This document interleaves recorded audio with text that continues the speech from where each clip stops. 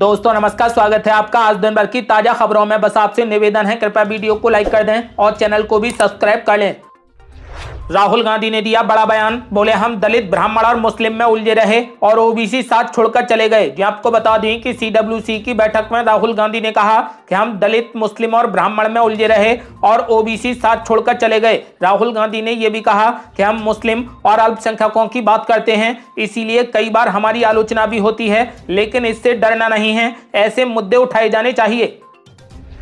कांग्रेस अध्यक्ष मल्लिकार्जुन खड़गे ने पीएम मोदी पर बोला बड़ा हमला, बोले मोदी जी देश की संपत्तियां बेचकर खुद चले जाएंगे। जी आपको बता दें कि सीडब्ल्यूसी की बैठक में मल्लिकार्जुन खड़गे ने मोदी सरकार पर जमकर हमला बोला। मल्लिकार्जुन खड़गे ने कहा कि हाल ही में खत्म हुए संसद के बजट सत्र में सरकार ने मनमाने ढंग से काम किया। मल्लिकार्जुन खड़गे ने लोकसभा स्पीकर की भूमिका पर सवाल उठाते हुए कहा कि राहुल गांधी को बोलने नहीं दिया गया, जो कि लोकतंत्र के लिए बेहद शर्मनाक बात है। मल्लिकार्जुन खड़गे ने कहा कि अमेरिका ने भारत पर 26% टैरिफ लगा दिया, लेकिन संसद में इस पर चर्चा की अनुमति नहीं दी गई। उन्होंने यह भी आरोप लगाया है कि देश की सरकारी संपत्तियां धीरे धीरे निजी कंपनियों को बेची जा रही हैं। मल्लिकार्जुन खड़गे ने कहा कि अगर यही हाल रहा तो एक दिन ऐसा आएगा जब मोदी सरकार और खुद मोदी जी देश की संपत्तियां बेचकर चले जाएंगे।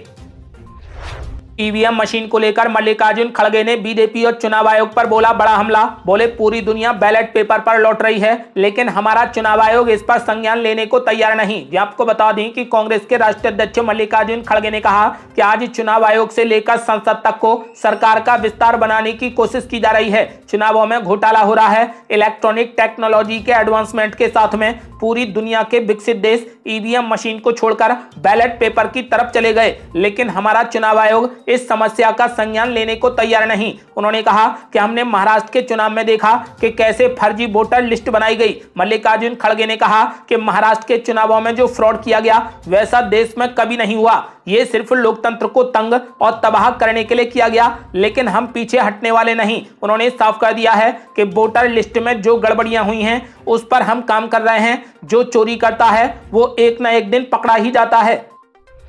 वक्फ कानून के खिलाफ पश्चिम बंगाल में फिर से हो गया बड़ा बवाल, पुलिस पर ही कर दिया गया हमला। जी आपको बता दें कि पश्चिम बंगाल में वक्फ संशोधन कानून को लेकर लगातार बवाल हो रहा है। मुर्शिदाबाद में एक बार फिर से पुलिस पर पत्थरबाजी की गई। सुती इलाके में प्रदर्शनकारियों ने नेशनल हाईवे को जाम कर दिया, जिससे यातायात बाधित हो गया। जब पुलिस स्थिति को संभालने के लिए मौके पर पहुंची तो भीड़ ने पुलिस पर ही पथराव करना शुरू कर दिया। आपको बता दें कि इसके बाद पुलिस ने 5 लोगों को हिरासत में ले लिया। पश्चिम बंगाल में वक्फ कानून के खिलाफ हुए भारी बवाल के बाद लगाया गया कर्फ्यू। इंटरनेट सेवाएं भी कर दी गई बंद। जी आपको बता दें कि पश्चिम बंगाल के मुस्लिम बहुल मुर्शिदाबाद जिले में वक्फ कानून के विरोध में हुए प्रदर्शन के दौरान पुलिस पर पथराव किया गया और उसके वाहनों में आग लगा दी गई, जिसके बाद पुलिस ने आंसू गैस के गोले दागे, जिससे भीड़ तितर बितर हो गई। शाम 6 बजे से 48 घंटे के लिए धारा 163 लागू कर दी गई और जंगीपुर अनुमंडल में इंटरनेट सेवाएं भी बंद कर दी गई।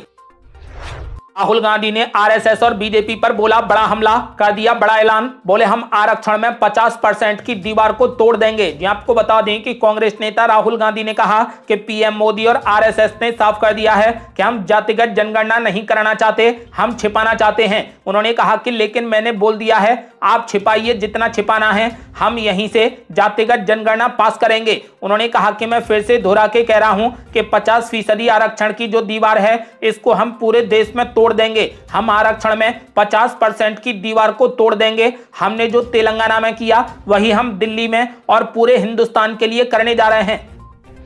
वक्फ कानून के खिलाफ मुस्लिम पर्सनल लॉ बोर्ड ने बुलाई बड़ी बैठक, कहा मुसलमान डरता नहीं, गोलियां कम पड़ जाएंगी लेकिन हमारे सीने कम नहीं पड़ेंगे। जी आपको बता दें कि all India Muslim personal law board ने वक्फ कानून के खिलाफ बड़ी बैठक बुलाई, जिसमें मुस्लिम मौलानाओं ने हिस्सा लिया। All India Muslim personal law board के सचिव मौलाना उमरैन महफूज रहमानी ने कहा कि हम इस तरीके के किसी भी कानून को किसी भी कीमत पर स्वीकार नहीं करेंगे। उन्होंने साफ कहा कि आप जरा ये भी याद रखिए कि मुसलमान वो कौम नहीं है जो आपके आपकी धमकियों से डर जाएगा। धमकी उसे दीजिए जो डरना जानते हो।